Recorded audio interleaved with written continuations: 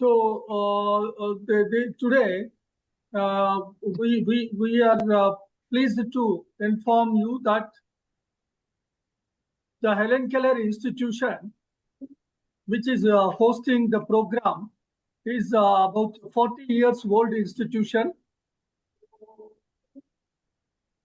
We are particularly working for the hearing impaired people. There are about 1,000 children studying education from 0 class to degree class. So the 1,000 children are there. So hopefully this is the only institution providing higher education all over the country with a huge number of students studying in this program. So we are offering commerce fraternity here for the hearing impaired children. We do have people with intellectually challenged. As well, we have the clinical services for those who are coming for the assessment and therapeutical services.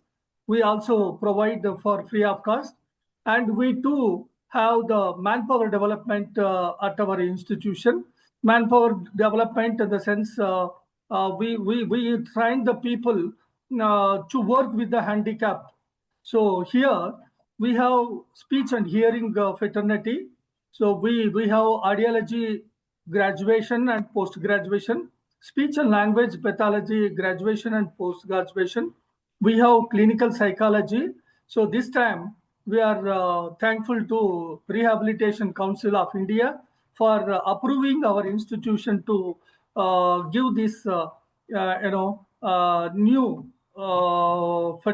faculty facility, and that's a clinical psychology, BSc clinical psychology honors course.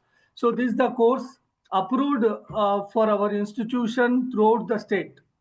So we should be thankful to the government of India for giving us a chance to work for this field also.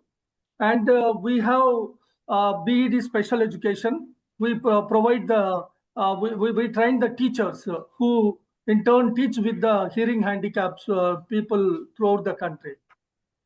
So these are the programs we right now we are offering for the manpower development.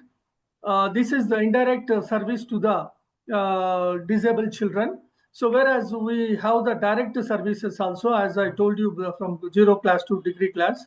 So these are the things we do conduct the rural camps and other services, rehabilitation services like skill development programs, providing talent tests, and we provide them, we have marriage bureau, we have this one legal cell for the people, those who need our services.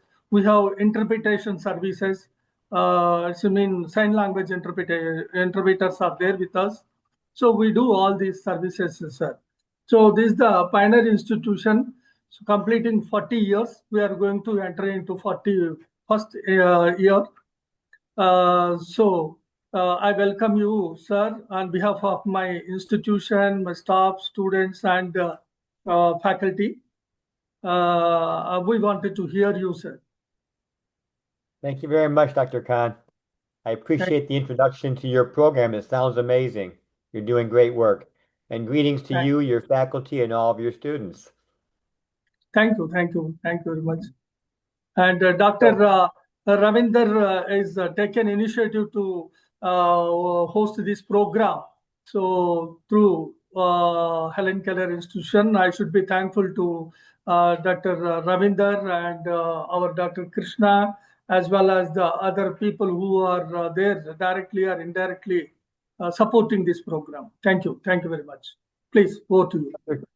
Dr. Khan, thank you. Dr. Ravindra, thank you for the invitation to speak today. It's good to see you again. I want to thank the Department of Clinical Psychology at Hyderabad University. I want to thank the Helen Keller Institute of Research and Rehabilitation for Disabled Children. This is a great opportunity for me to speak to all of you.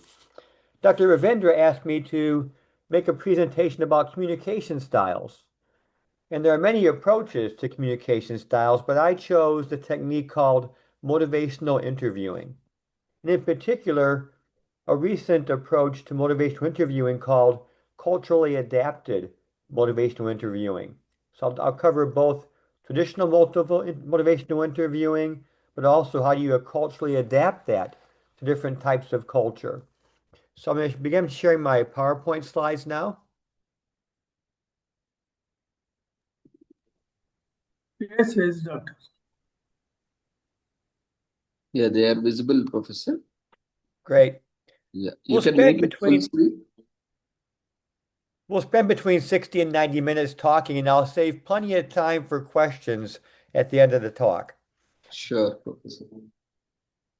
So here's my contact information. I'm a clinical professor and I'm a clinical psychologist with Arizona State University. I always welcome my colleagues to contact me. You can use my WhatsApp ID if you have any questions about the presentation today. I focused since 2010 on global research and consulting and workforce training. I began by doing work in China back in 2010, traveling there off and on for 8 years, training physicians, nurses, psychologists, psychiatrists, social workers. Later, I expanded my work to Southeast Asia and Vietnam, Thailand, Cambodia. During COVID in 2021, I started doing work in India with Cyber University, later Bangladesh. I just finished a consultation with the World Health Organization in Vietnam to write the first guidelines for psychological interventions for psychologists. That'll be published this year by the Ministry of Health as the official policy for psychologists in Vietnam. I've had a number of small research projects I've been funded on, but my main project in life is training social workers, other clinicians, psychologists on different approaches to healthcare. My expertise is integrated healthcare. How do we treat physical health and mental health together? If you have depression, but also type 2 diabetes and you're overweight, how do you address those problems together? And for your population, if you have children who have disabilities, they're going to have physical problems, psychological problems, emotional problems, maybe unhealthy lifestyle habits. So motivational interviewing is a way of talking to your patients and their families. It's a conversation, but it's designed to use your conversation and your questions to help increase the individual's motivation to make a commitment to change something in their life, to make a positive change. Many people are reluctant to change because of fear, stigma. So these techniques can help you to interview a person to increase their desire to make a change, to change how they cope with depression, to change how they cope with their disability in public, to change how they address stigma and discrimination. So it's an interview between you and the patient or their parents involving decision-making and treatment. It shifts decision-making from you telling the patient what to do to the patient having a desire to do things to help themselves. And it's focused on your skills of listening and asking questions rather than being directive and offering what to do only. It's been proven effective for decades now for many types of problems, mental health problems, physical problems, domestic violence, family relationships, eating disorders. You can go to the organization motivationalinterviewing.org and see more information. Now, first of all, motivational interviewing training is typically done over many hours, many sessions, typically 6, 8, 12 hours of training. So my goal today is to give you just an overview, a taste of motivational interviewing. If you have interest, you can certainly look into more information in India on this topic. But my topic today is focused on motivational interviewing, bias by the clinician, stigma and discrimination, and high-risk behaviors. Because with children with disabilities, we know that stigma and discrimination are very common. So I chose that focus for our presentation today. So culture is what matters to the patient. It's not just their ethnic or racial background. It's not just their socioeconomic background. What matters to them? What are their core beliefs? What are your patients' values? What kind of barriers do they face in life? And as you know, a child with disabilities, intellectual disabilities, faces many challenges and barriers in life. So their culture is how they define what's important in their life. We know that stigma and discrimination, especially for children with disabilities, are very common, and for those with mental health problems. And these individuals have information they don't share typically that's personally relevant and makes them vulnerable. Maybe they feel discrimination or stigma, but they're too ashamed to talk about it. We as clinicians are often not trained to bring these topics up. We're not comfortable talking about stigma or discrimination with our patients. And unfortunately, we know stigma and discrimination, if they aren't addressed, can lead to worse mental health, and they can lead to an increased unhealthy behaviors and poor habits to cope with stress. Maybe we're going to try to cope with stress by overeating unhealthy food and becoming obese. Maybe we're going to cope with stress by engaging in risky behaviors. So we know that stress often leads to unhealthy habits. As clinicians and as students learning psychology, we're at risk for having our own bias because of stigma. Research shows that many clinicians have false beliefs based on myths about stigma and discrimination, such as my patients are not motivated to make a change, they're resistant to change, my patients are dangerous. If I talk to my patient about stigma, it'll make the patient anxious. So these are all things that are not true. And we know if we practice cultural humility, meaning we are open to the patient's experience and culture, we accept their background, we can connect with the patient more fully and have their trust and cooperation. So with clinicians and students, we try to work on recognizing our bias. We all have bias from how we grew up, from our parents, our teachers, our family and friends, our community. And it's okay to have bias as part of being human, but to become aware of your bias, recognize those, accept those, and work on overcoming how bias may interfere with your connecting with patients is critical. So motivational interviewing, or MI, can help you, the clinician, learn to understand the patient more clearly, identify their inner values, evoke or pull from the patient their own inner motivation, help the patient to talk about their experiences of stigma and discrimination, which are very shameful and embarrassing to them, but important to talk about, and to help acknowledge the struggle they're facing in facing life with disabilities. So here's some ways to discuss stigma and discrimination with the patient. And the main thing is to ask questions that give them permission to talk to you about things that are difficult because of shame, stigma, and discrimination. And after they began to be comfortable talking about those things, you can ask how they cope with these feelings of discrimination, these shameful feelings. And again, oftentimes we cope with stress and unpleasant feelings by doing things that are unhealthy, whether it's overeating, watching too much television or too much screen time on social media, whether it's having alcohol, tobacco, other things that are unhealthy. These are often ways we escape from feelings of emotional discomfort. We want to help the patient make the link between discrimination and stigma and shame, emotional discomfort, and using unhealthy behaviors to cope with that stress, and help them to find more healthy ways to cope with the stress they experience. So your communication style is using motivational interviewing, especially culturally adapted motivational interviewing, help to accomplish these goals. This is the book I recommend. It was published recently, Motivational Interviewing Across Cultures. It's written by a psychologist, Christina Lee, who has experience in working with different cultures. And it really is a very useful book with many practical strategies that I've incorporated into my presentation today. So first of all, we know patients often distrust the medical system. So communicate that you take the patients very seriously. Be more self-aware of what the patient maybe is feeling but not sharing with you. and try to be a coach to encourage the patient to be very active in participating with you in your communication.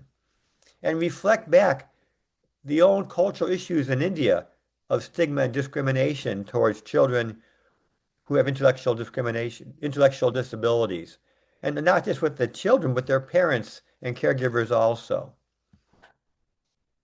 You want to empower the children and their parents to make healthy decisions, to explore information that's personally relevant and makes them vulnerable. If I feel stigma and discrimination, if I'm ashamed of my disability, I don't want to share the information. I feel bad about it, and I'll try to hide it from you.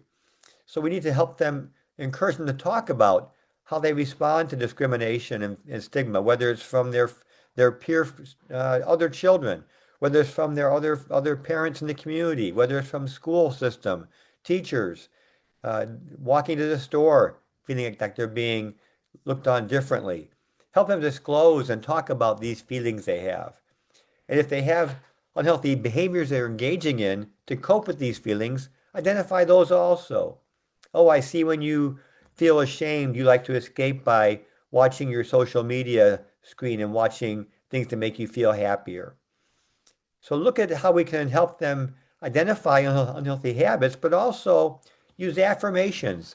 Affirmations are when you feedback and talk to the patient about their own strengths in fighting these struggles and fighting stigma, and give them credit and acknowledge the strength they have to be strong and survive day by day in spite of facing their intellectual disabilities, in spite of facing stigma and discrimination from others, and help them create a plan that is focused on their strengths, not their disabilities. I'm going to go over the basic motivational interviewing skills. And again, I'm just going to give you an overview because a deep discussion would take many hours. There are 4 fundamental processes, things you do as a psychologist when you're talking to the patient and their families. First of all, you want to engage them by asking questions and listening. When you ask questions and listen and reflect back, it shows the patient and their family you really are interested, you're invested, you care about the relationship. That builds collaboration and trust. Focusing means you're asking questions that guide the patient to a discussion on the topic about what's important in that meeting. It could be about how they experience stigma, but it could be about their unhealthy habits that they use to deal with shameful emotions. It could be about their strengths, but you guide them with your questions and talk about the topic to help be most beneficial in the meeting. You use questions to evoke. Evoke means to draw out. The patient has many thoughts and feelings they often don't share. You will ask questions to bring out from the patient these thoughts and feelings, and there are often things that will help them feel more motivated and have more ideas for change. And last of all, you do planning. You build a bridge from what their current state is, what they're currently coping with, and try to give them new skills to build a bridge to have better coping skills, healthier coping skills moving forward. So engaging means you connect with the patient to relate to them more clearly, or their parents. Empathy means you listen and reflect back to the patient what they tell you accurately. You want to really understand the patient's perspective without your bias interfering. It's a patient-centered communication style. Focusing means guiding the patient by your questions, identifying a problem you want to focus on. Oftentimes people are ambivalent. They want to work on a problem, but they're also afraid of working on the problem. And we can use techniques to help them be comfortable focusing on the problem, talking about a problem that might be uncomfortable for them, and identifying what the problem is and what their strengths are to cope with the problem. So motivational interviewing, you're using questions to help focus the conversation on these topics. I mentioned evoking, where you use questions to find out the patient's own ideas about the problem and what they want to do to change. We listen for change talk. Anytime a patient mentions any interest in making a change, well, I'm thinking about trying to eat healthier, or I'm thinking about trying to do my homework more often. I'm thinking about how I can better cope with being angry with my parents. If you find any interest in change, focus more on those thoughts the patient has about changing. You can use techniques like elicit, provide, elicit, where you ask questions to elicit information, you provide feedback, ask more questions to get more information, and you get deeper and deeper into the patient's own core values by your questions. And then planning. We all work on making treatment plans. A treatment plan is what actions will the patient take and their family, their parents or caregivers to make changes to improve their life.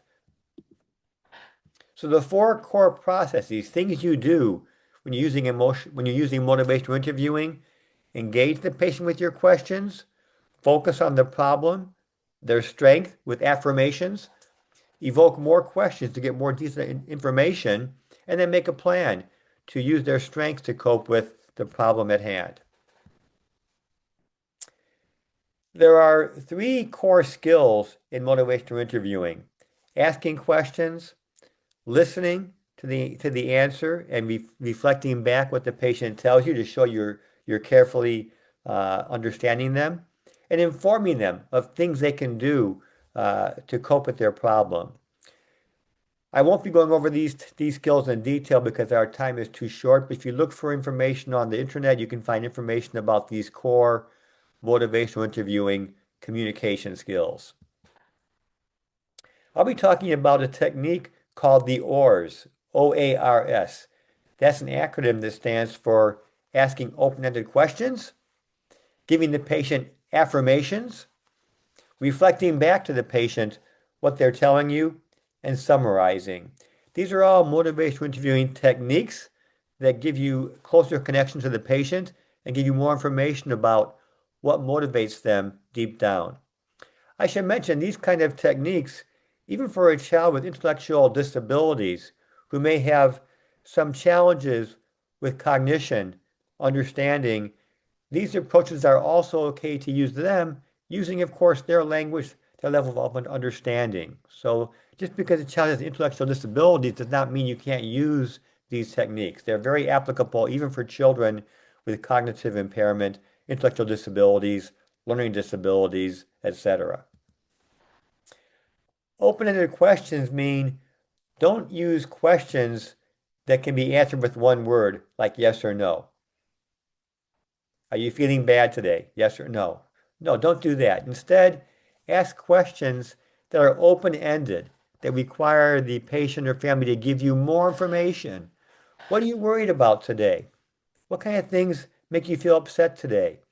What are the challenges you face when you try to cope with your intellectual disability and your way of having difficulty on homework or thinking? How do you cope with your family and your friends' view of you? What are things you like and don't like about habits in your life, like watching too much screen time, eating too much unhealthy food? What's the cause of the problem? Affirmations are ways to reframe the patient's perspective from negative to a more positive mindset, because we all have things that reflect our weaknesses, things we want to try and improve in life. And oftentimes we focus on our weaknesses and our problems and feel worse about ourselves.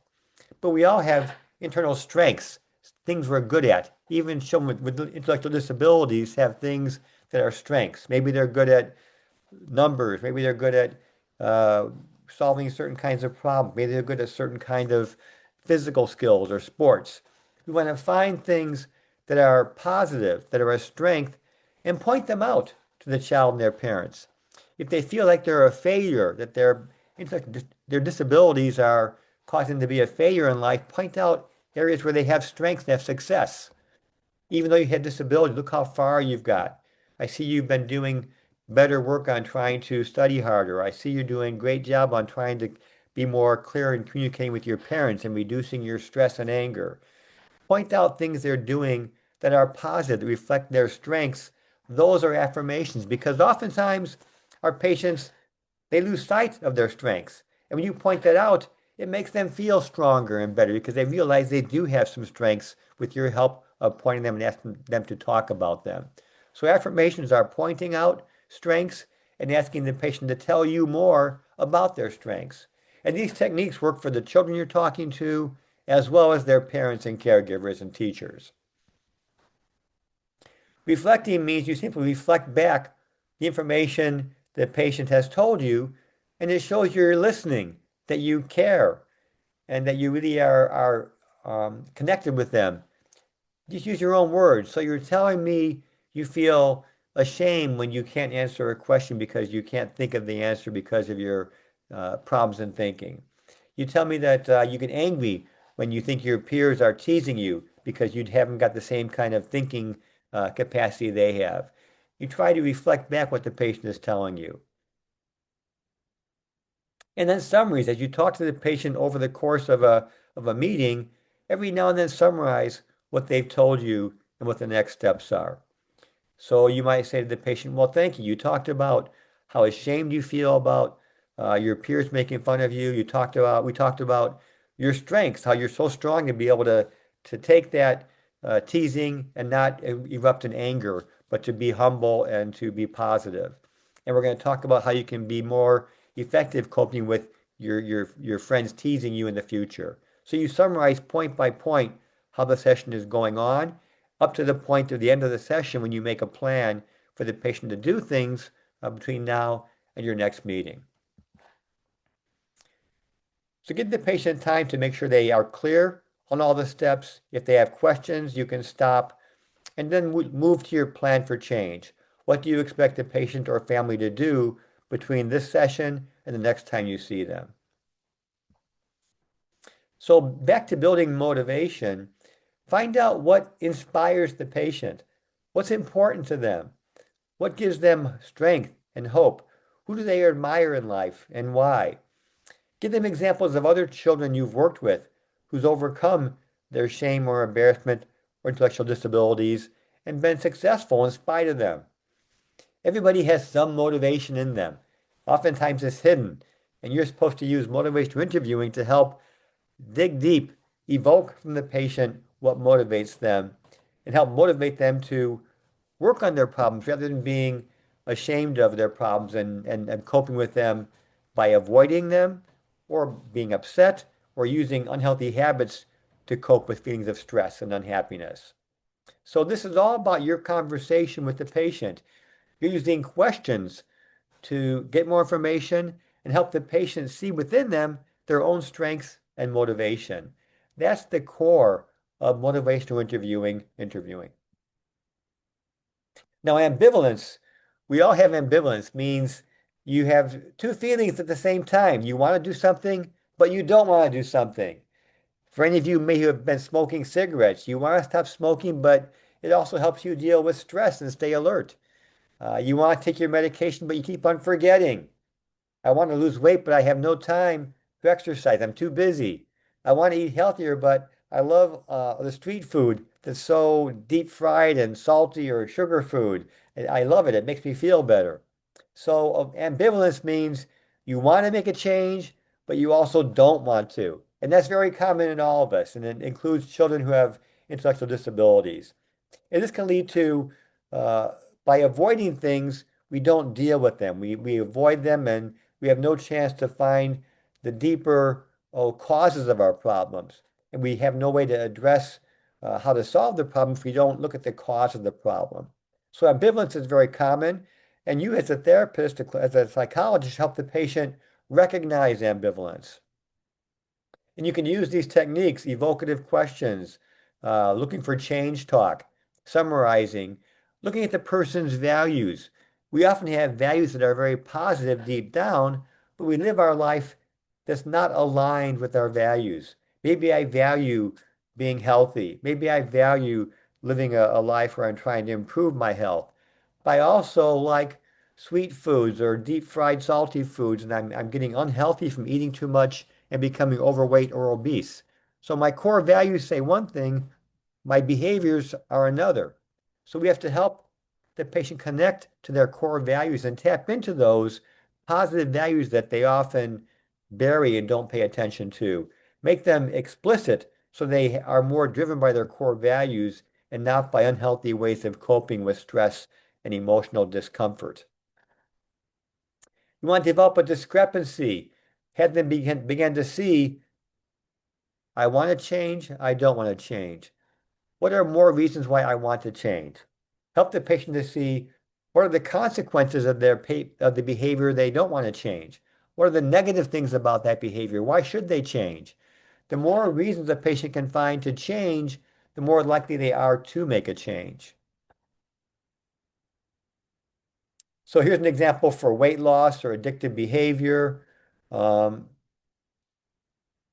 find out you want to make a change, but you're going to have McDonald's often. What do you think about that? You want to try and lose weight, but you're going to McDonald's. Tell me about that. You have the patient be more aware of discrepancy. They want to do something, but they don't do something, and try to have them more aware of the discrepancy, because when you're ambivalent, you often avoid thinking about what you want to do to change.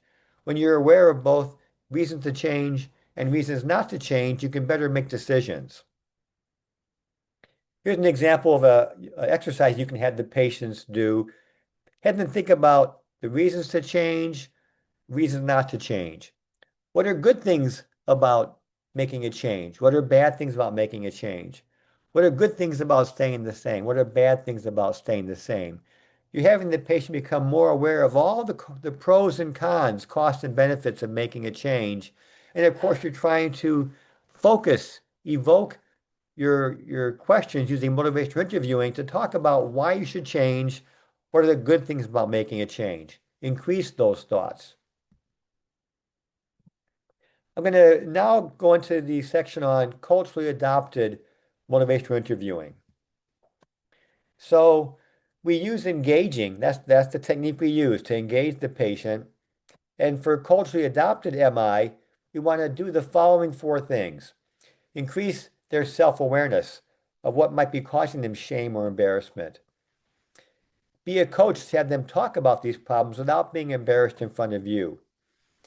Always assess their readiness to talk about these things with you. And attend to their culture, what matters to them, what's important to them. Their culture might be their way of thinking, their friends, how their family treats them, their own deep beliefs about their intellectual disability and how it creates barriers in their life. You want to give the individual permission and encourage them, engage them to talk about these very difficult topics. You want to focus by using affirmations to point out the strengths the child has. Have the parents and teachers point out strengths they see in the child, because when the child hears about their strengths, they become more aware of those. That increases their self-confidence. That increases their sense of self-esteem. The more you bring up things they're good at and reinforce those, that increases motivation also. Find other motivation they might have hidden within them. Evoking.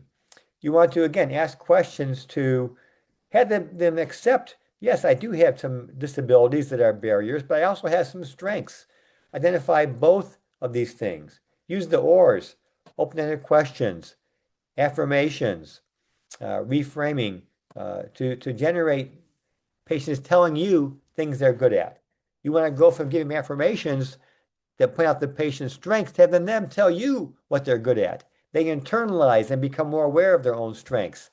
That is motivational interviewing in action. The patient internalizes and begins to feel better because they recognize their own strengths in spite of any limitations they may have because of their disabilities. And again, these techniques are all equally important for the child's parents, caregivers, and teachers. They can learn these techniques also to better communicate and connect with the child. Planning, you want to explore what kind of personally relevant and vulnerable information the patient may be hiding, things that they're ashamed of, embarrassed by, and don't want to talk about. Use affirmations to help them talk about these feelings. And as they talk about these feelings, they get more comfortable. They become more accepting of these feelings. And they can have better ability to cope with them rather than avoiding them by running away from them and using unhealthy habits to cope. You're giving them the skills to talk about their shame and embarrassment in a more positive way. And show a connection between how these emotions of shame and embarrassment can lead to unhealthy coping, using screen time, using unhealthy food, alcohol to cope with problems. and find other pathways to cope that are healthier.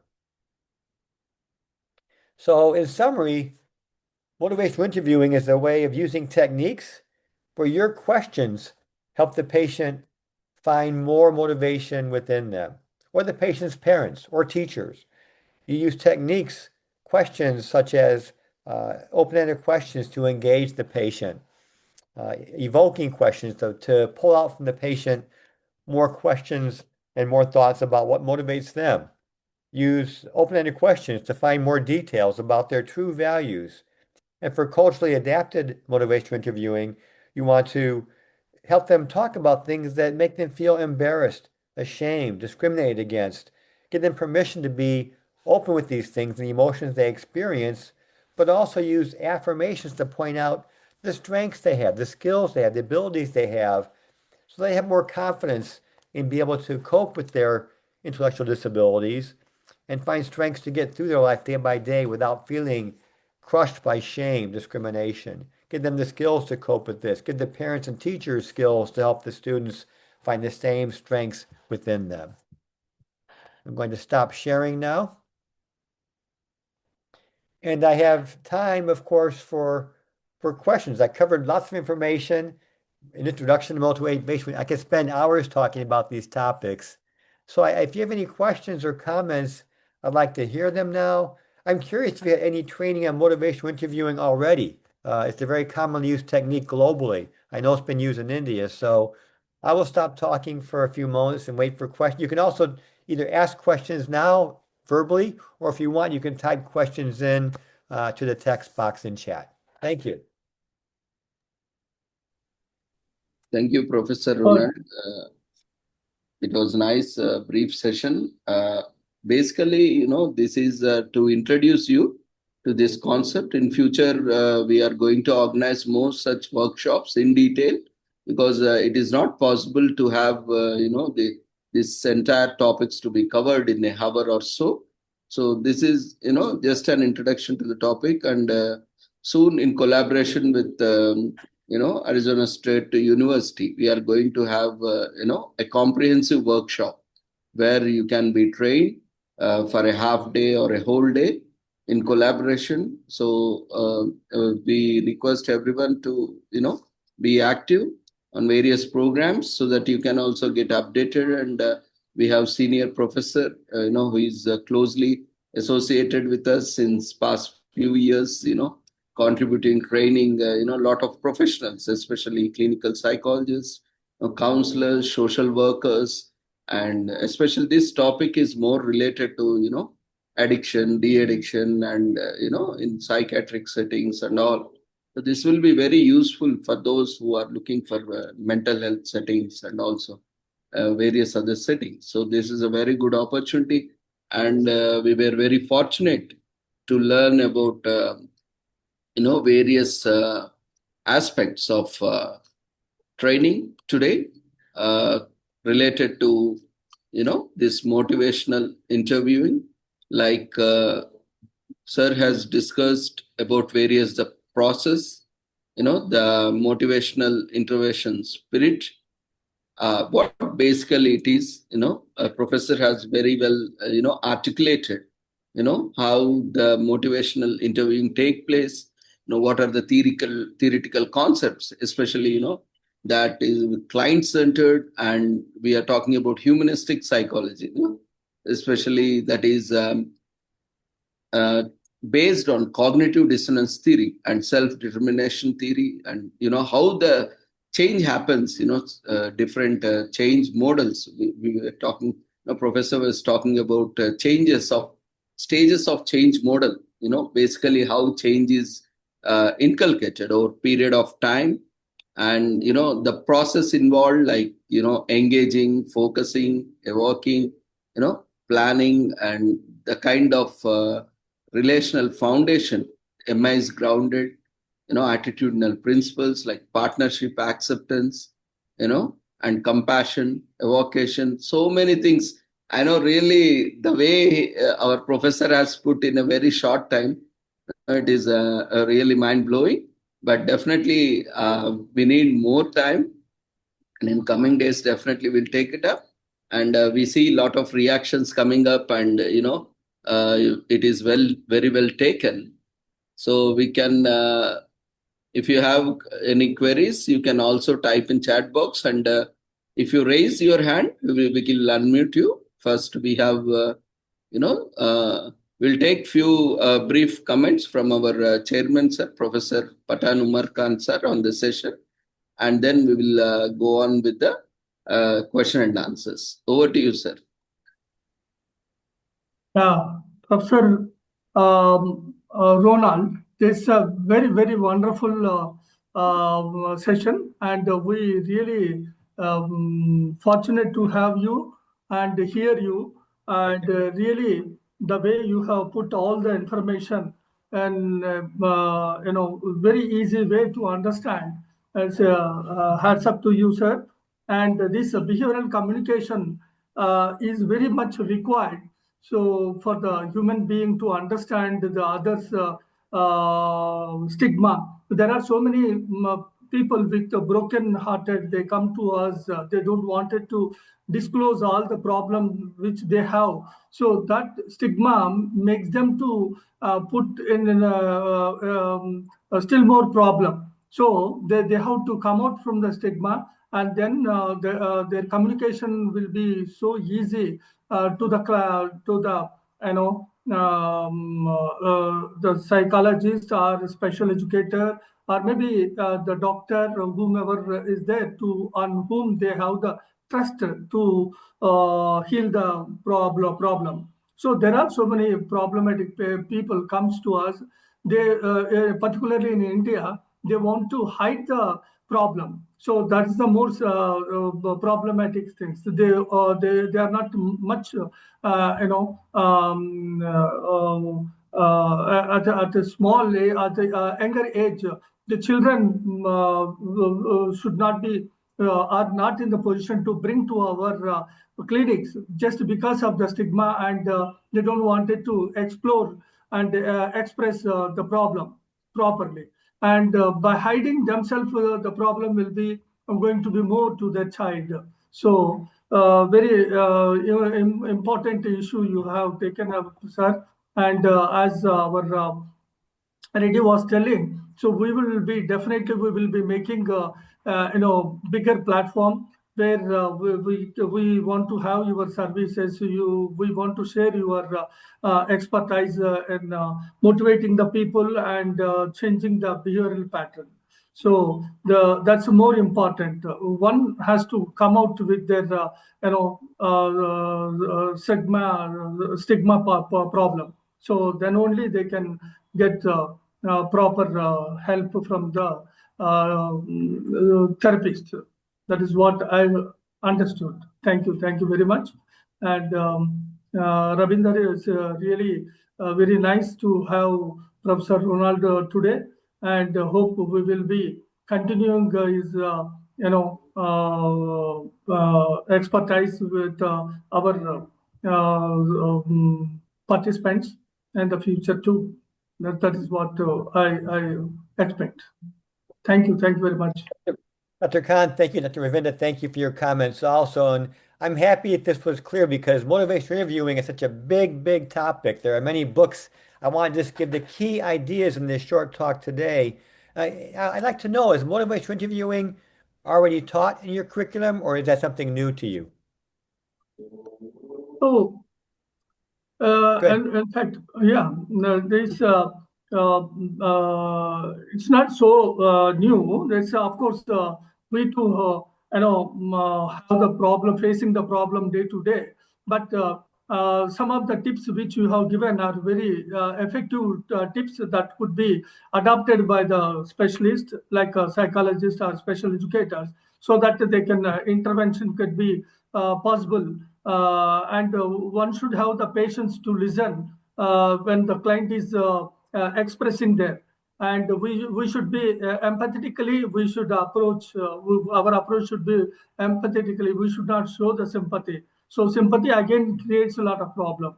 It's a really the excellent light, light you have thrown on the subject. Thank you. Thank you. Yeah, Professor. Like earlier, we also had with Best Western University from USA, we had similar project on motivational interviewing. So there also we have undertook a Great. research project earlier, a few years back. So we also want to take up few research projects, this year under the guidance of our abled professor, chairman sir. We are actively looking for more such collaborations in coming days. So we will have active collaborations, and we'll also take up research projects where we can take it forward the concepts, and we have clinical aspects of various practices, that evidence-based practices especially. So we look forward to collaborate, and though this concept is not new, but I think we need to explore more in terms of research. So in that way, our chairman sir is very much looking forward for collaboration and active participation.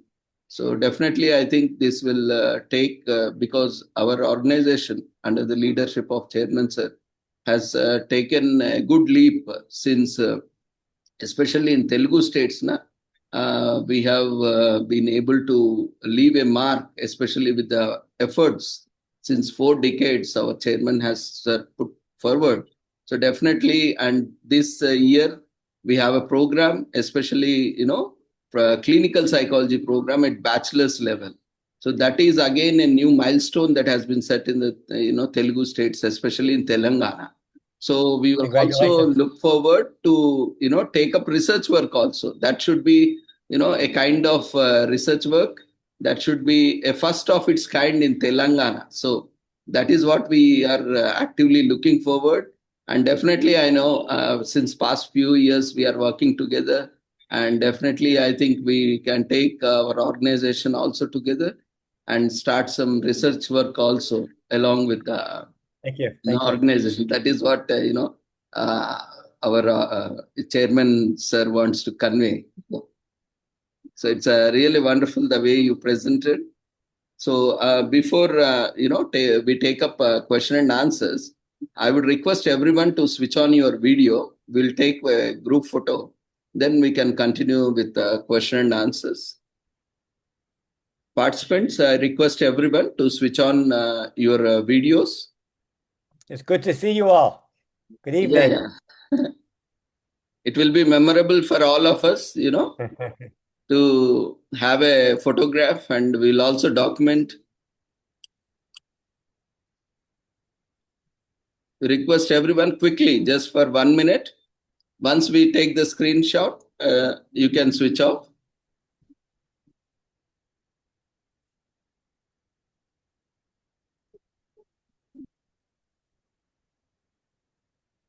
Very good.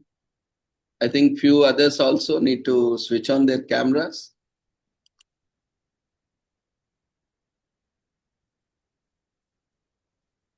And at the end, we will also share the attendance form in the Zoom itself. We request everyone to fill the form so that we can also prepare certificates to each and every one of you. Once the question and answer session is over, we'll be sharing you. So we have Jyotsna Indira. Yeah, thank you everyone. You can continue to be, on video mode, or you can switch off as per your convenience. Thank you everyone. So we have Jyotsna Indira. Anusri wants to say something. Yes, sir. I want to say. Please. I want to talk for 2 minutes, sir. Please. First, I would like to 1 minute, sir.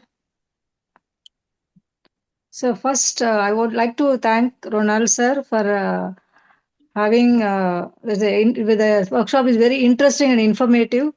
And my special thanks to Ravindra sir. I've attended many more workshops which I've gained more knowledge. Even I got more experience.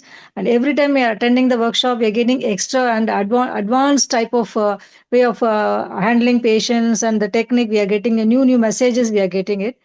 And I would like to thank Ronald sir, the professor. Even we know there's a patient-centered or client-centered, the sources, the way he narrated things, which even a layman also easily can understand. The simple way is everything, you put it in a nutshell. So I'm very much, thankful to him for having given me as an opportunity to participate in the workshop.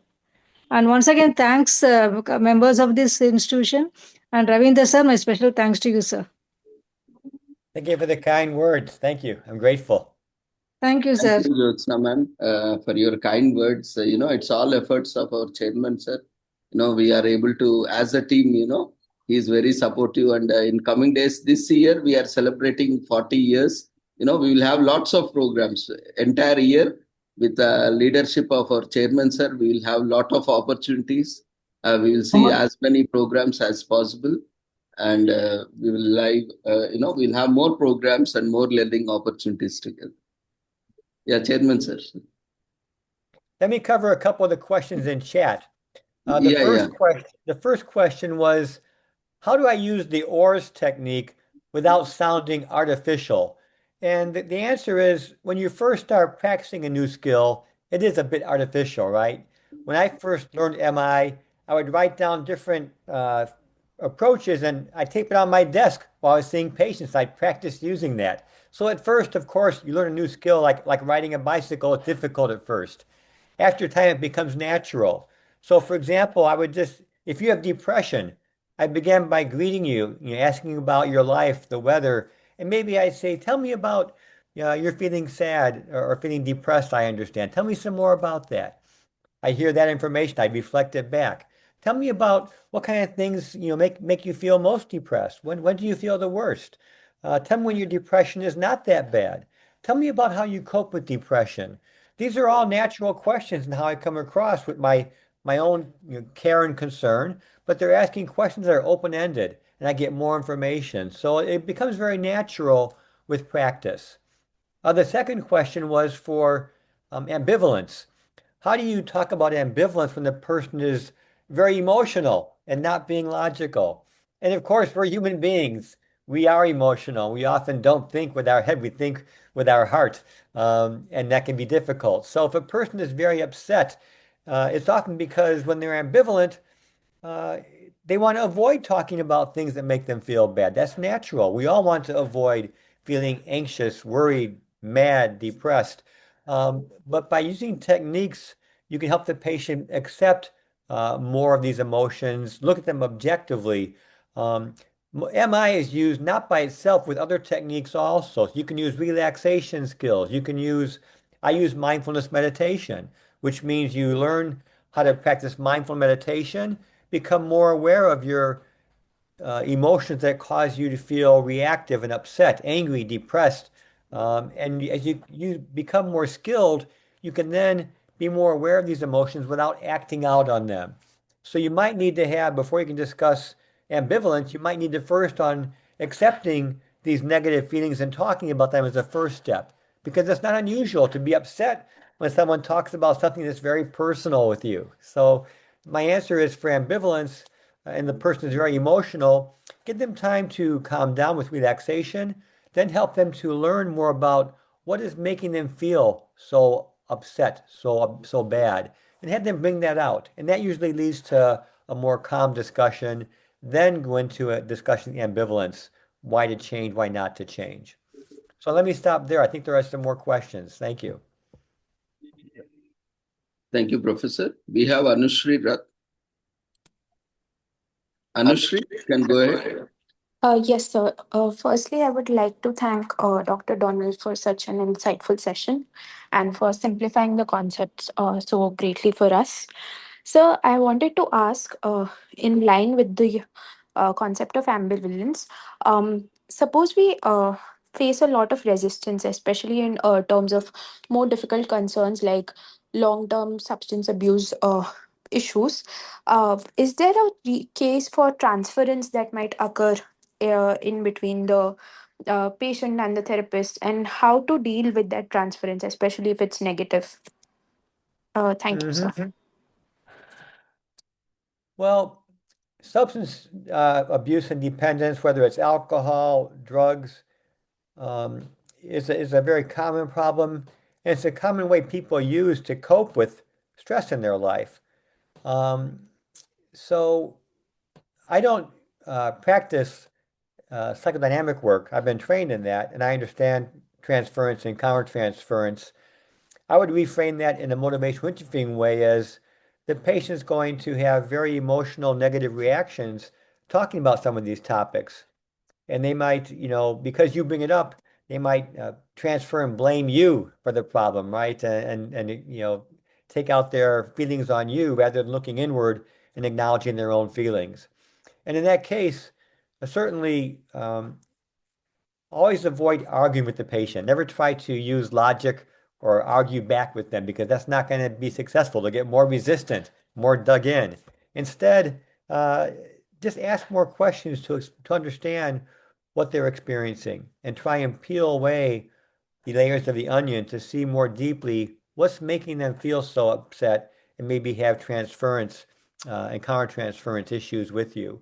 So open-ended questions, as in psychoanalysis, right? You're using open-ended questions to find out deeper information and look for the core values the person has that they really believe in but have maybe lost sight of, and how substances are a way to replace dealing with these unhappy feelings, unhappy emotions. That is good in the short term. I feel good after having alcohol or a drug, but in the long term, it causes more problems. And it's a long process to discuss that over time. It's not going to happen in one meeting, right? It takes multiple meetings for a patient with chronic substance abuse to be able to recognize how substances are a way of coping with stress, to recognize they have internal skills and strengths you can evoke with affirmations they can use to cope more effectively, maybe using relaxation, mindfulness, cognitive behavioral therapy, other techniques to manage their stress rather than using substances to manage their stress. So that's a long answer to your question. I hope it was helpful.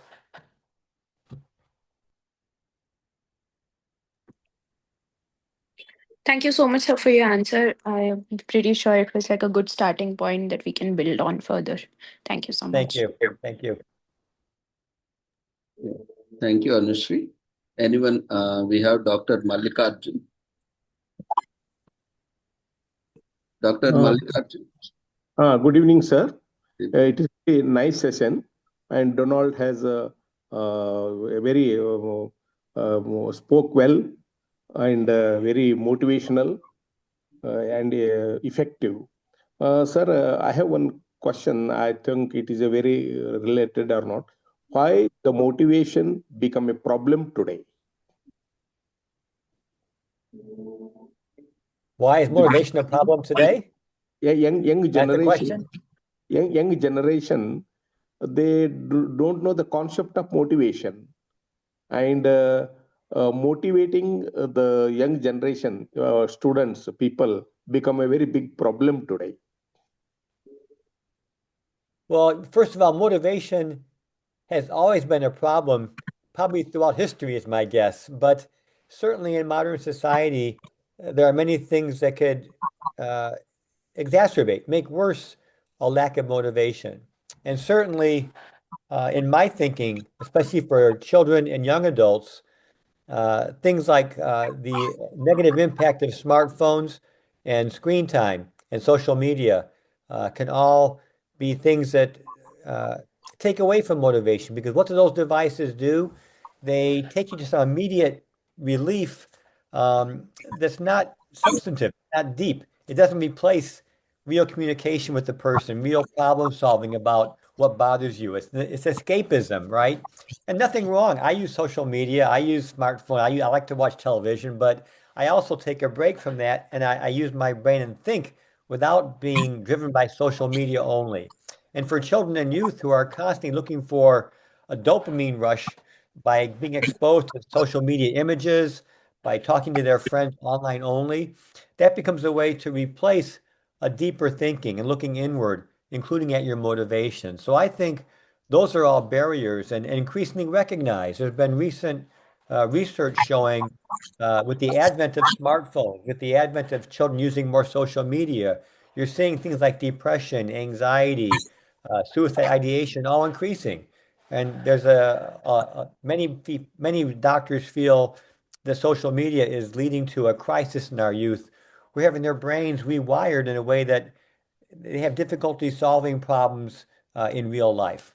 So that's one answer, that there are many reasons. That's, I think, a very current reason for young adults. Well, what do you think? What are your thoughts about why motivation is more difficult now? Yes, yes, correct, sir. Okay, thank you. We also have in society now, maybe there are more reasons to feel stress, right? We have global conflict. We have increasing air pollution globally. We have social media. People are getting angry back and forth with each other, more divides politically and culturally. So there are many things happening in life that cause stress on top of the stress we experience as individuals. So I think there are many reasons why motivation is more difficult now. Okay, sir. Thank you. Thank you. Sir, Good question. Dr. Ravinder, sir, I have one doubt. Yes, sir. Ravinder, sir. Sir, Yes, sir. the way the seminars are conducted, conferences are conducted, it is very difficult, sir. The first you ask registration, then after the registration, before starting, you will ask attendance, and then attendance links are not available hours together. Then after the seminar, when the attendance link is available, by that time it will miss. So last two seminars I've attended, but I didn't get my certificates because of not marking attendance. And See, sir, because of yeah. marked attendance also, but I Mm. didn't get certificate. And moreover, then you have clearly written not to disturb, asking uh, regarding certificate and all. So Sir, I all request. these, this is a precious, valuable time, and you are a learned person, so this can be, talked offline. See, one thing is clear: we want to ensure that whoever is attending, we have a criteria: 75%. Whoever is attending, genuinely attending, we are providing them certificate. See, we have 1,100 registrations, and you can see how many are attending now. So Yes. similarly, we will have more registrations. But how many of them are actively attending? And based on them only, we can issue certificates. Without participation, we cannot issue certificates. So that's why registration can be done by anyone. But in Zoom, you have to mark your attendance. Then only we can, compare the registration as well as the Zoom attendance, and then we can issue the certificates. That is very clear. Okay, agreed, sir. But that attendance link should be available before or after, sir. Because complete seminar, we keep on looking the link. Where is No, the no, link? no. Actually, that's what, the link is active, but today it has been closed. But generally, the form which is there, it is not a Google form. See, we will give you instructions. Don't, kindly wait. We will give you, we will give the registration form also, that is attendance form. It was initially given, but what happens, while presentations are happening, there can be a mistake that it has been closed accidentally. But we are aware of all those things. And when, we will be addressing all those things. See, we cannot waste. Ravinder, we will Yes. discuss this thing offline afterwards. Yes, yes, yes, sir. Now somebody is Waiting for wanted to, this. yeah. So Imtaj, Mr. Imtaj. Unmute, please. Yeah, Good Imtiaz. evening. Good evening. I'm Dr. Imtiaz from Andhra Pradesh. I just have a query with Mr. Ronald regarding nowadays the young generation also become very enthusiastically focusing on online sessions instead of offline sessions. So how do we address this situation? It become a laziness or something. Is in regards to they are not ready to go to the offline colleges and all. This online is become a very habitual right now. How would we make a transformation from online to offline? How it is possible? That is the major thing now. Our adolescent society is facing. Is how do we motivate that particular adolescents to the activeness instead of this laziness? That's all. So let me make sure I'm clear on your question. Do you mean for a psychotherapy session, online versus in person? Or do you mean in general, how do you motivate a person to be online less? I'm not quite sure your question focus. Can you tell me more? Okay, thank you so much. And the major thing I is this. didn't. I wasn't Please. clear about your. Can you repeat your question so I'm more clear before I try to answer? I wasn't Can you quite be sure. more No. specific, Imtiaz sir? Yeah. The what happened? The online is become a very habitual to the adolescent and younger generation instead of attending offline classes. That is the major thing.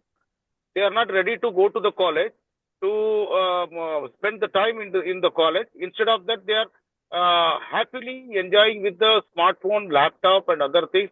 They are ready to spend the time on these gadgets, not for in the classrooms. This kind of behavior is very in danger. So, how to bring out that particular age people from that tendency? That is my question. I understand now. Thank you. So first of all, there's a movement in the United States, I'm not sure about India, to have schools and universities restrict the use of cell phones and laptop computers in lectures because students are addicted and they cannot resist. While you're talking and trying to lecture and discuss information, they're looking at shopping on Amazon or looking at Meta funny videos. So it's addictive. It's an addiction, and you can do things physically to try and reduce that. But secondly, you have to have the students aware of the negative impact of using social media interfering with their learning. And many young people, they realize social media is negative. They understand it's taking over their life too much, and they want help on changing that. And you can use motivational interviewing to work with them, individuals, even in groups, about how to cope with the strong pull of social media and screens. How do you cope with that? How do you find ways to use that at times, not use it constantly? So it's a very difficult problem. I don't want to make it sound easy, but certainly just restricting the devices is one way, especially for young children. Increasingly, schools in USA, you can't have smartphones in the classroom. It's restricted. So I think those are good ideas because it's so addictive. The kids can't resist. Did I answer your question? Yeah. And moreover, one more small question, if the panel is allowed to me. So what Yes, sir. Please happened? go. They in their mindset, what's the turned into this social media like Instagram, then Facebook, YouTube. It's become one more financial resources they thought, so that they are spending more time in that. So we can say that that is not only the source of income. That type of things we have to how to address that. Bring out them from that tendency. They thought that only if I get more likes, if I get more following, I'll get money from YouTube. If I get more likes from the Instagram, I'll get money, financial assistance from them. So these are the become so addictive. Addictiveness is going to be enhanced more. It's not enhanced; it's hiked more among the children. How do we get out of them? Well, again, the great majority of children don't make money. They don't become social media influencers. Very few achieve that. Maybe they all see it. Oh, this person made $1 million. I want to do that. But most, 99.9% do not achieve that, number one. So it's a false belief. And again, how to deal with that. If I had an easy answer to how to deal with the social media screen time problem in the world, I'd be a millionaire. But it's not an easy answer. It requires patience. It requires communication. Having the young person begin to think about the negative impact of social media on their life in terms of relationships, learning, their career, their profession. And this is not a quick process. It takes discussion over time. I think it'd be great to have groups formed in school for youth to talk about this problem because they know it's a problem. They know they're using too much in many cases, but they can't stop because it's an addictive dopamine rush they get from looking at their screens nonstop. It's a very exciting, enticing. And the people that, produce social media, they understand they're using algorithms to help have it become more addicted to the screen time. So this is a huge problem we're facing in society, and it requires, I think, a collective effort where we as psychologists, educators, band together with some common approach to raise awareness of this problem and help the young people overcome their ambivalence about wanting to use screen time too much and find other ways to use their mind through mindfulness, through reading, through talking to each other in person, through listening to their professor in the class rather than looking at their social media. But it's not easy. It's a global problem we're all facing as professionals. We need to help the youth with.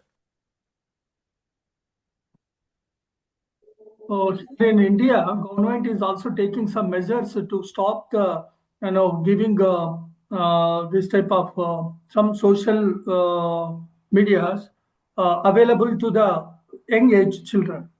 So that is the government of India has introduced. Probably that will stop it in the future. Yes, sir. Now we have monitoring apps also in mobiles. Screen usage and app usage. These are continuously even YouTube recently, YouTube and other social media platforms like Instagram, Facebook. They have put restrictions on number of views a consumer can view. Especially children, they have brought up new restrictions. You cannot go on and on. See, once the limit is set, then automatically you will not be able to use the app, and you have to wait for some time based on age restrictions. So we need to bring such type of initiatives. Basically, what we see is gamification of education. Trying to make more dynamic content and using edutainment models. Using digital content, audiovisual content, and change in pedagogy, how we teach the content. And we have different, we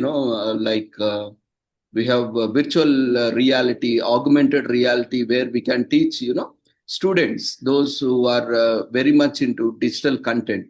So we need to adapt an innovative, creative technologies to teach our students so that they instead of going for mobiles and other things, they will also focus in classrooms. So it's the teacher's best decision, which kind of technology they are going to use for their students, adapting to their classrooms.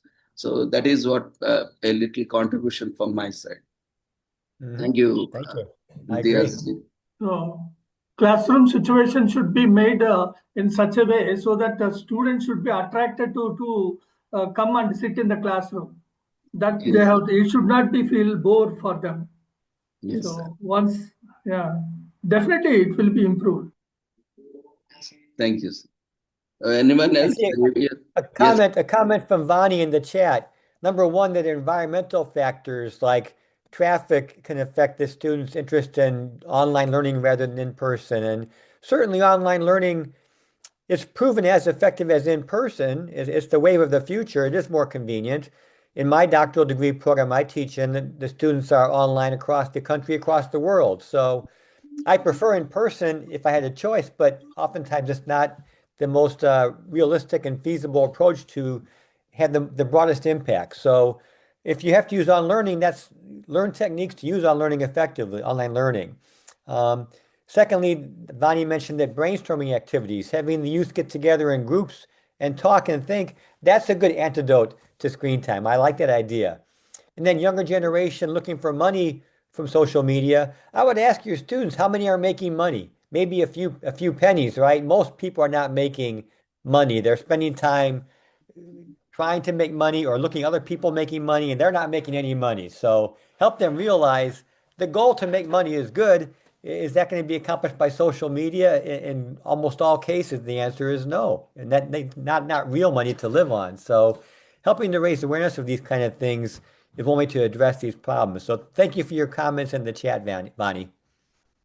Thank you, Professor. There is one query. How can we use motivational interviewing through better cultural nuances to deal with resistance to behavioral change? And does positive psychology play essential part in it? By Preeti Chauhan.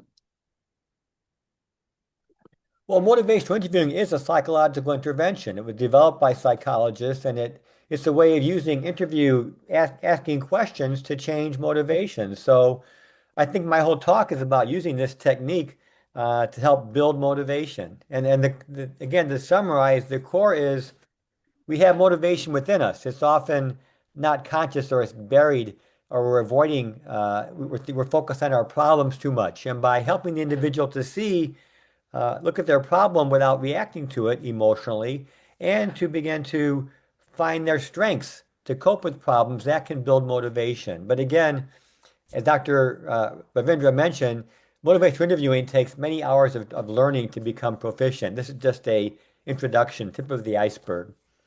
Yes. Thank you, Professor. We have Xavier. Xavier?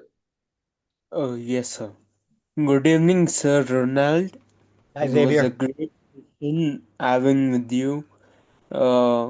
So my question is, like, why are the young generation driven to have a suicidal thoughts, anxiety? What is driving them to do those things? Well, there's no one answer to that question. Certainly, depression and suicidal ideation is increasing among young people globally. And what's the cause of that? I think there are multiple causes. Certainly, uh, one theory that's with research behind it is that the screen time is a problem. That when you grow up spending your time looking at screens for entertaining yourself, what do you miss out on? Our generation who grew up without social media and screen time, we learned to, in person, interact with our peers, our friends, our parents to solve problems, to figure out how to solve emotional problems. We were forced to deal with problems because we were with people in person. When you replace that with screen time where you're not learning problem solving, interpersonal skills, you're missing out on a whole part of growing up and having skills. And when you get older, suddenly you don't have the skills to cope with life and you can become depressed.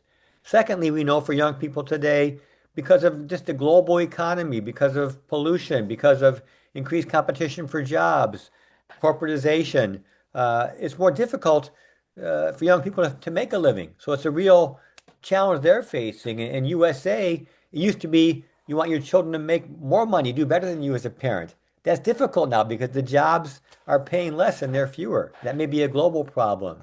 You have the stress we're experiencing from pollution, from too much traffic, from global conflict, from politics, from social media causing divides. You're getting angry at each other. These are all things that fuel unhappiness and fuel depression. So the answer to your question, there are many factors we can think about that cause increased depression and suicidal ideation, and it always requires an individual focus. With that youth, what factors are causing them to feel so depressed? And that requires one-to-one interviewing, motivational interviewing techniques can be used, psychological assessment can be used to find out for each individual of all these factors, which ones are most impacting them.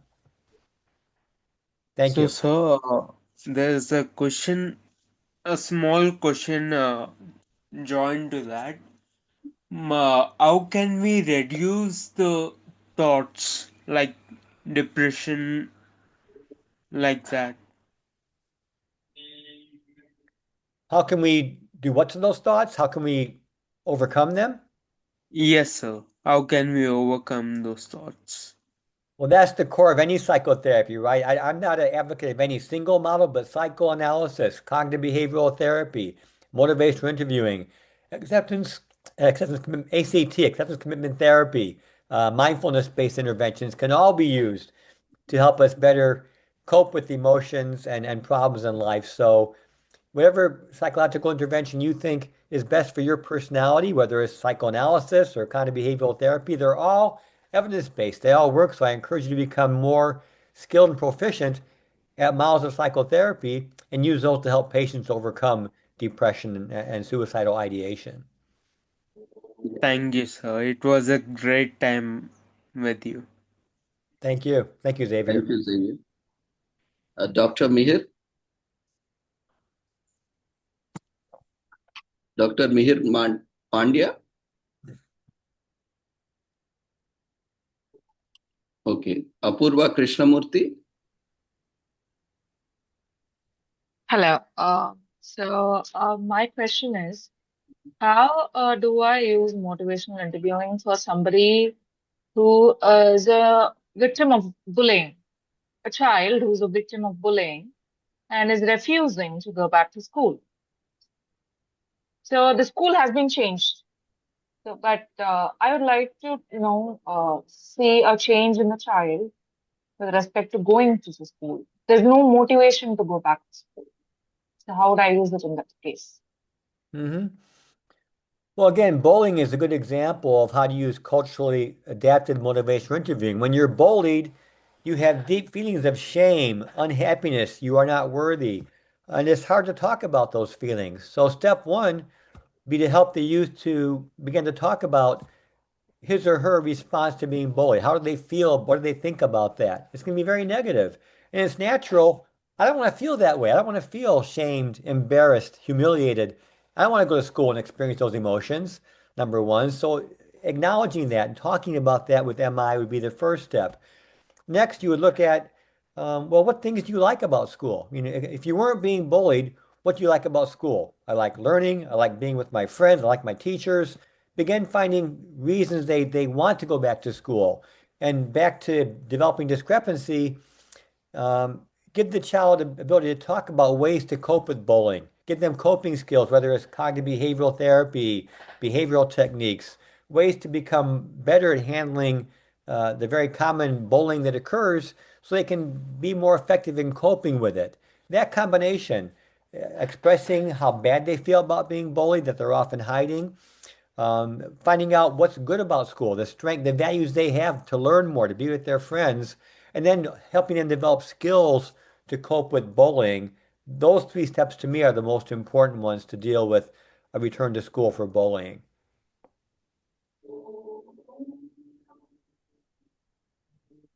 Thank you.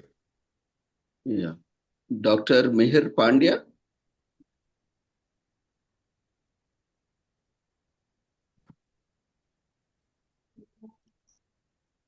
Okay, Arkut Sardi. Yeah, hi. Good evening, everyone. Good evening, Dr. Ronald. Hi, Hey, Ravindra. Thank you for providing me a chance to speak. My question today is on LLMs and AI models, learning MIs. So the MI which you're introducing, which has been there for a long time, and my question is basically, would it be that the AI models and the LLMs use these same models, as I've seen pretty much a lot of times apps asking well-being questions like in the form of MI? So I just want to get some more light on that. Thank you so much, Ronald, because I'm finding a lot of apps, also people training these models for the futuristic robotics to learn these and provide introspection. Thank you. Yeah, I think artificial intelligence and large language learning models are a good thing and a bad thing. So for MI, I am sure you could use ChatGPT or a similar AI chat platform to use MI. You could begin talking to ChatGPT and saying, um, I feel like I'm being bullied and I don't want to go back to school because I feel too bad going back. What can I do? And you could feed AI information about MI techniques, and it would be able to use them with the individual. Now, I would not use that only because we know AI can also make errors and hallucinate and give it misinformation. But in my experience, I try using MI to test it for these kind of questions. I find it pretty good, often very accurate. So I would use that with a therapist helping, but certainly you could use AI to practice MI if that's your question. That's doable.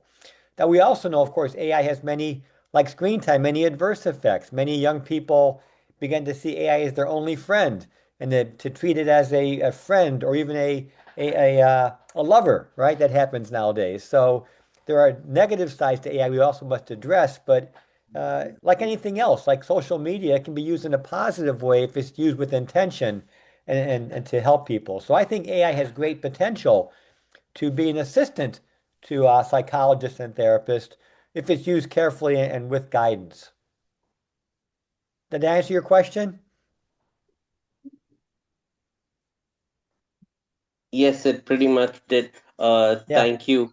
Thank you for your time. You have a wonderful day.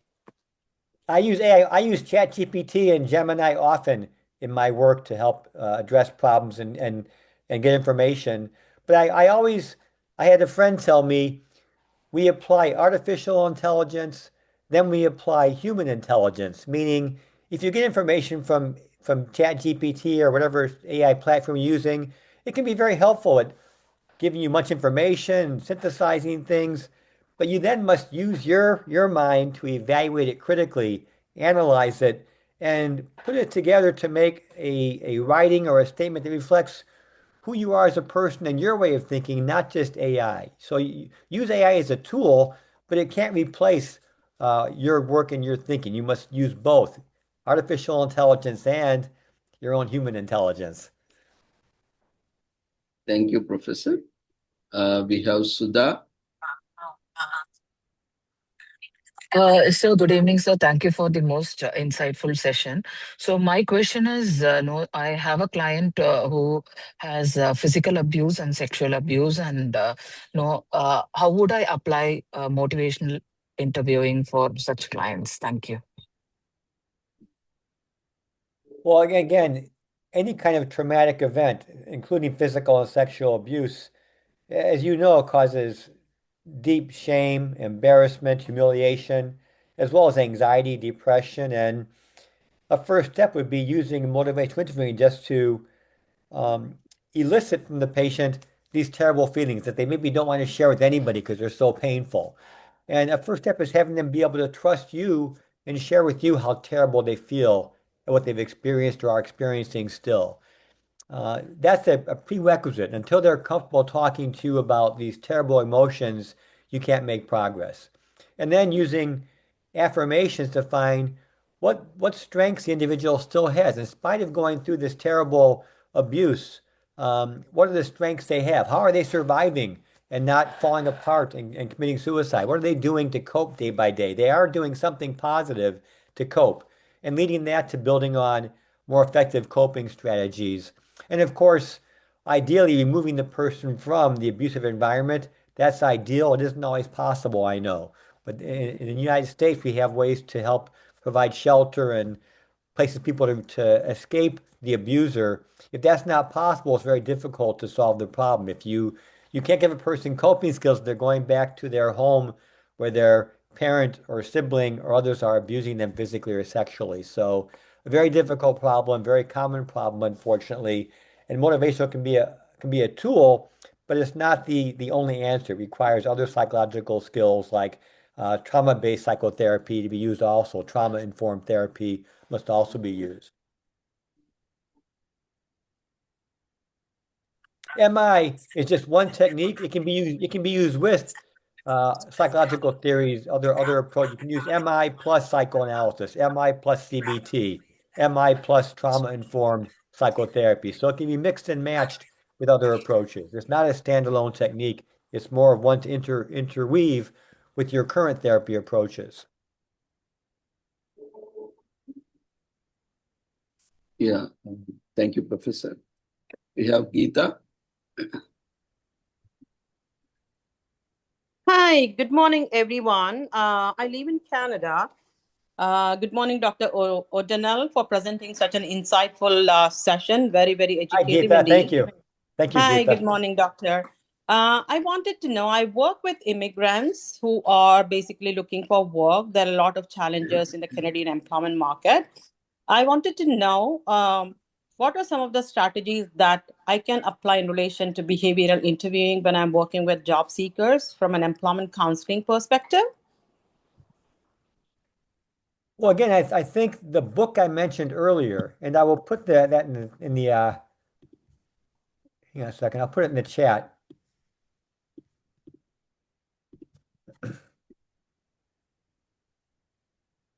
I highly recommend reading that book by Christina Lee, Motivational Interviewing Across Cultures, because it talks about immigrant experience. Immigrants often face deep discrimination and stigma in their wherever country they're in. And that becomes very difficult, emotionally upsetting them, but they don't want to talk about it. It's shameful. So what do you do when you have emotion that makes you feel terrible, you try to escape that feeling. And that could be, again, through alcohol, drugs, tobacco, overeating foods that are sweet and salty and unhealthy, having coffee with lots of, or tea with lots of sugar in it, right? We find ways to escape feeling bad through unhealthy behaviors. And motivational interviewing can help the individual who's an immigrant looking for a job to, first of all, recognize their experience of discrimination. Have them talk about how they experience discrimination and stigma as they try to look for jobs and do job hunting interviewing. Number one, have them express that to you. Number two, try to work with them to identify their own strengths, the skills they have, and to be able to go to interviews and be able to show their best side, show their strengths without reacting emotionally if they feel they're being stigmatized or discriminated against. It's very challenging, but I think that population, immigrants, is really very important to offer this kind of approach. And I really encourage you to buy that book or get it from the library, because it's a great book talking about using these techniques in more detail to help immigrants who feel stigma and discrimination recognize that, accept it, and then move on to find strengths to cope with that discrimination in their life. I hope that's helpful for an answer. Oh, certainly. Thank you so much, Dr. O'Donnell. Thank you, Geetha. Thank you. Thank you, Geetha. I think, we are also getting late, and Professor also has taken so much time. So before, I hand over session for the remarks. So we will take one question from Sabu Isa. Do the result of motivational interview take permanent change in client's behavior? Can you explain the stages of change happening in client that leads to permanent change? Well, Dr. Ravindra mentioned earlier the stages of change, the trans-theoretical model, where people will go through different stages of motivation to address problems in their life. Early on, they have no interest in making a change. Later on, I'm thinking about making a change. I'm not sure I'll make a change. Then they finally said, I'm going to make a change. They commit to it and they take action. And over time, that can be permanent as they become more skillful at recognizing motivation. But also, we know in life, things happen in life over time. Things change and we face crises in life. We might face a job crisis, a financial crisis, a relationship crisis, a health crisis, right? So things happen to us. And when that happens and we feel increased stress, we can be thrown off track and lose motivation. It requires using motivation again for the new problem, motivational interviewing again for the new problem to cope with it. So it can be permanent, but we know in life nothing is permanent, right? Life is impermanence. And as we face adversity, it may require using motivational interviewing techniques again for the new event in our life to address it. So it can be permanent for some problems, but because life is impermanent, we may come back to and use it again when needed over time when things change. Yeah, thank you, Professor. This is a very big topic, though it looks very simple. And, it depends on different cases and circumstances, situations, how they are influencing individual. It's a very, though it looks simple, and it is simple also, and it is as well as complex also. So it needs a lot of practice and, guidance, supervision to learn this, So that's why we will have, future sessions, maybe 2-3, a full day workshop or half day workshop. We'll have, a comprehensive workshop where we can learn, and we can invite. Professor also keeps visiting India. So whenever he's coming to India, we'll also have offline workshops also. So we can, interact with each other personally and also, have the joy of learning in person, as well as we'll also have online learnings also, because we have been associated since quite long, and there is a long way for learning process. So we appreciate everyone. You have been very proactive in asking queries and various suggestions, and also I see a lot of queries are still there. But we have to respect our time limitations. Thank you. and definitely we'll go forward. And I especially on record would like to thank our chairman sir, Professor Umar Khan sir, for giving this opportunity to organize this international workshop. And especially I would like to thank Professor Ronald O'Donnell. He's a very good friend of us, and he's very active whenever we put a proposal. He actively accepts us without any hesitation, and he's very kind enough. And we also thank the College of Health Sciences, Arizona State University, for their kind acceptance and being part of this international workshop, and for their collaboration. And I would also like to thank Dr. Sri Krishna, Head Department of Clinical Psychology, Helen Keller Institute, and also my colleague, Mr. Ramesh, and also other faculty members, students, and everyone, participants, especially lovely participants. You all, proactively participated, and you made this wonderful session all together. So we will be sharing, the form once the concluding remarks from our chairman. Chairman, sir. Thank you, Dr. Ravinder. Thank you very much. So Dr. we are Khan, at thank the you end also. of the program, and there are more than 170 people attended. So I really appreciate all the people for patiently attending the program. And then we should be thankful to our today's guest, Dr. Ronald. He has patiently addressed all the queries. So thank you, sir. Thank you very much. So we will have the same similar sessions in the future too. So thank you very much. So we will end up here. Well, Dr. Khan and Dr. Ravindra and all of you, I'll say in closing, thank you for your being present for the last almost 2 hours here. I'm really happy to meet all of you. And I'm happy to share my knowledge, but also I practice cultural humility. I learn from you. So I would love to visit India. I've not been there yet. It's one of my goals. I've been many places in the world, but not India. So I hope I can come there and meet you in person and spend more time with you one day in the future. I look forward to that day, and I'm happy to share time with you now online, and I'm really grateful for the time you gave me. And I encourage you to try and, practice these skills.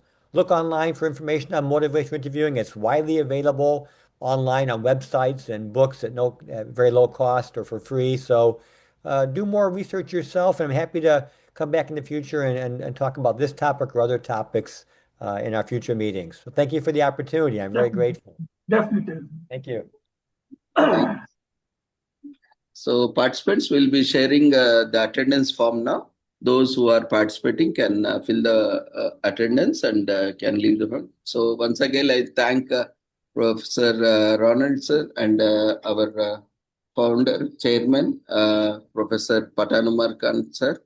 So thank you for your valuable time and your presence, and that has given us immense encouragement and motivation on this day to organize more such. And we express our gratitude to all the team members and staff members, scholars, students of our college and alumni for their valuable contribution to this series of 40 years of celebrations. And we invite you all to be part of this 40-year celebrations and in upcoming programs. And let's all together, build for a better society together. Thank you, Professor, once again for being part of this. So thank you, my friends. Thank you, sir. So I will be sharing the attendance form now. We'll be there for 10 minutes only for for you to fill up the attendance form. So we officially declare this international webinar closed. Thank you, sir. Have a good evening. Thank you all. I look forward to seeing you next time. Thank you. I'm signing off. Bye, Professor. Bye-bye, my friends.